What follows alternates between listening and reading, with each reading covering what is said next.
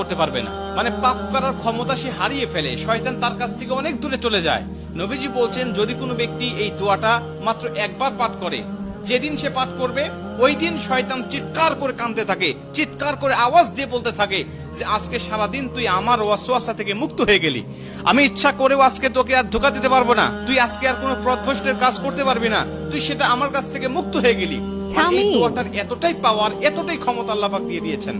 অতএব আমরা এই দোয়াটা মুখস্থ রাখবো, ছোট্ট একটি দোয়া মুখস্থ করে প্রতিদিন আমরা তেলাওয়াত করব। আমরা কিন্তু অনেকে আছি পাপ ছাড়তে চাই, কিন্তু আমরা এমন কিছু দেখি বা এমন কিছুর সম্মুখীন আমরা হয়ে যাই, ওটা দেখার পরে আমরা নিজের উপরে নিজের কন্ট্রোলটা হারিয়ে ফেলি, তখন আমরা পাপ করতে বাধ্য হই বা পাপ শয়তান আমাদেরকে করিয়ে ফেলে। এজন্য যদি আমরা প্রতিদিন অন্তত ফজরের নামাজের পরে এই দোয়াটা যদি পাঠ করতে পারি, তাহলে আমরা কিন্তু শয়তান থেকে মুক্ত থাকবো ওই দিন সারাদিন। আর শয়তান থেকে মুক্ত থাকার কারণে আমরা ইচ্ছা করলে ওই দিন পাপ করতে পারবো না। নবীজি এই দোয়াটা